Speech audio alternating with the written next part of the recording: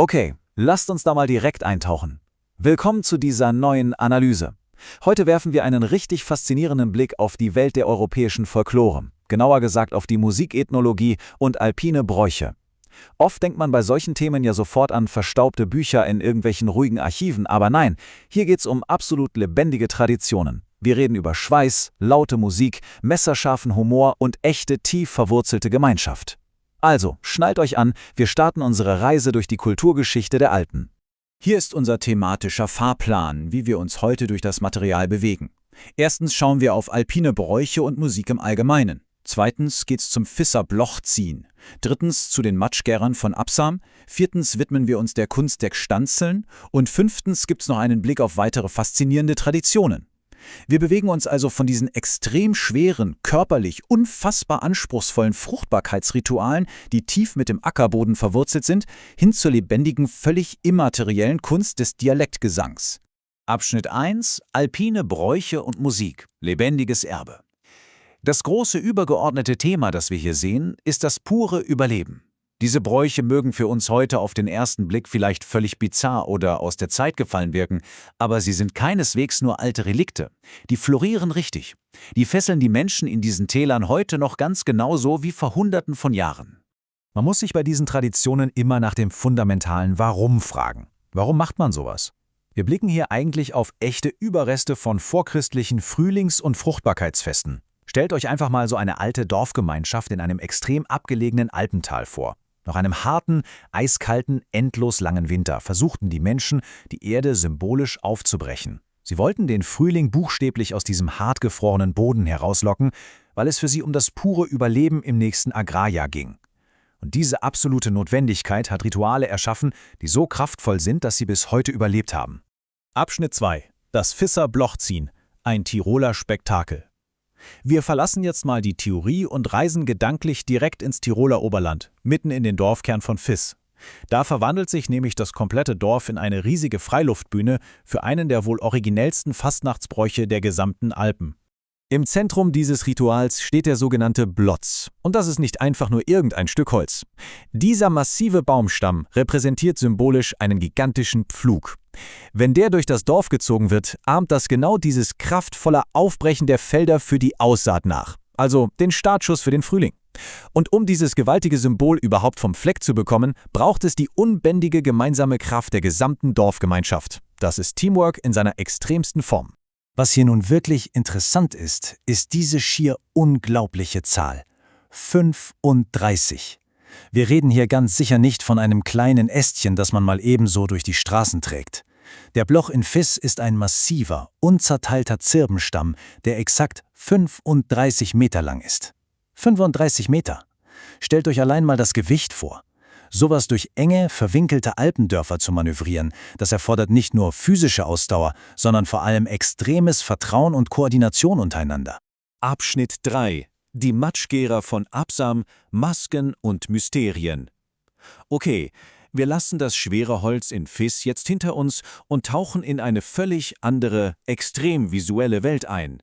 Es geht in das Reich der kunstvollen Masken, bunten Gewänder und echter dörflicher Mysterien. Hier stoßen wir auf eine richtig coole Kuriosität, die perfekt zeigt, wie extrem lokal diese alpine Folklore eigentlich ist. Wenn ihr ins Nachbardorf Tauer geht, nennt man diese maskierten Figuren Muller. Geht ihr aber nur ein winziges Stückchen weiter ins nächste Dorf, nach Absam, heißen sie plötzlich Matschgerer. Und wisst ihr, was das Faszinierende daran ist? Absolut niemand weiß genau warum. Es ist exakt der gleiche Brauch, direkt nebeneinander, aber ein völlig anderer Name.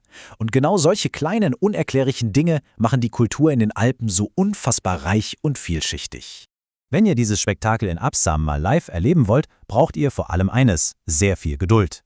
Dieser Umzug findet nämlich nur alle 5 Jahre statt. Das letzte Mal war das im Jahr 2022 der Fall. Die Vorfreude im Dorf baut sich also über ein halbes Jahrzehnt auf. Und wie startet man dann ein Event, auf das man 5 Jahre gewartet hat? Mit einem absoluten Schock für die Sinne. Es gibt 5 ohrenbetäubend laute Böllerschüsse. Dieser Knall gibt das Zeichen und dann entlädt sich diese über Jahre angestaute Energie auf einen Schlag und der riesige Umzug beginnt. Gänsehaut pur. Abschnitt 4: Die Kunst des Gstanzels, Gesang und Satire. Wir machen jetzt einen kompletten Schwenk. Bisher ging es ja um schwitzende Leute, schwere Baumstämme und krachende Umzüge, also sehr handfeste, erdige Rituale. Jetzt widmen wir uns mal den musikalischen, fast schon schwerelosen Ausdrucksformen der alten Kultur, den Gstanzeln. Der entscheidende Punkt ist also, erstmal zu verstehen, was genau ein Gstanzl eigentlich ist. Das ist nicht einfach nur wildes Drauflossingen, es ist eine komplett eigenständige Liedgattung mit ganz spezifischen Melodien. Die Struktur ist strikt, entweder 4 kurze Zeilen oder 2 lange Zeilen, immer mit Reimpaaren. Und ganz wichtig, alles wird komplett im lokalen Dialekt gesungen. Inhaltlich geht's dabei fast immer um Humor. Das ist spitzfindige Satire, da werden Leute richtig schön auf den Arm genommen. Eigentlich ist es eine wunderbar musikalische Form von humoristischer Gesellschaftskritik. Und falls ihr jetzt denkt, naja, solche Dialektreime sind doch bestimmt ein aussterbendes Relikt von gestern, absolut nicht. Die erleben gerade einen massiven, modernen Aufschwung. In Bayern, Salzburg und Oberösterreich schießen sogenannte Gstanzlsängertreffen geradezu aus dem Boden. Jung und alt kommen da zusammen, betteln sich musikalisch, lachen Tränen und halten diese mündliche Tradition extrem lebendig. Eine richtig vibrierende Szene. Abschnitt 5. Weitere faszinierende Traditionen. Eine Zeitleiste der Bräuche. Zum Schluss zoomen wir noch mal ein bisschen raus, um zu sehen, wie unglaublich weit verbreitet diese musikethnologischen Ereignisse in der ganzen Alpenregion eigentlich sind. Gehen wir einen Schritt weiter und schauen wir, wie sich das aufbaut. Hier sehen wir Aufzeichnungen aus den letzten Jahren. 2013 hatten wir das feurige Scheibenschlagen in Prad am Stilfserjoch. 2014 traten die Hutterla in Schlitters im Ziltertal auf. Und 2016 wurde das Pflugziehen, in Stilfs dokumentiert. Das zeigt doch brillant. Wir reden hier nicht von isolierten Museumsstücken. Das ist eine fortlaufende, pulsierende Chronik. Jedes dieser Daten steht für den Moment, in dem eine Gemeinschaft zusammenkam, um ihr lokales Erbe absolut aktiv und voller Energie zu feiern. So, was bedeutet das jetzt alles für uns? Wir haben gesehen, wie mächtig, humorvoll und gemeinschaftsstiftend diese Rituale sind. Wenn man diesen immensen Aufwand sieht, die riesigen Baumstämme, diese jahrelange Vorbereitung, den Witz der Gstanzln, dann drängt sich doch eine Frage auf: Hat unsere moderne, hochdigitalisierte Gesellschaft vielleicht den Bezug zu solchen rohen, gemeinschaftlichen, saisonalen Festen verloren? Fehlt uns heute vielleicht genau dieses gemeinsame Rhythmusgefühl, dieser kollektive Zusammenhalt? Ein spannender Gedanke zum Abschluss. Ich hoffe, diese Analyse hat euch gefallen und vielleicht sogar ein bisschen Lust gemacht, eure eigenen regionalen Wurzeln mal neu zu entdecken.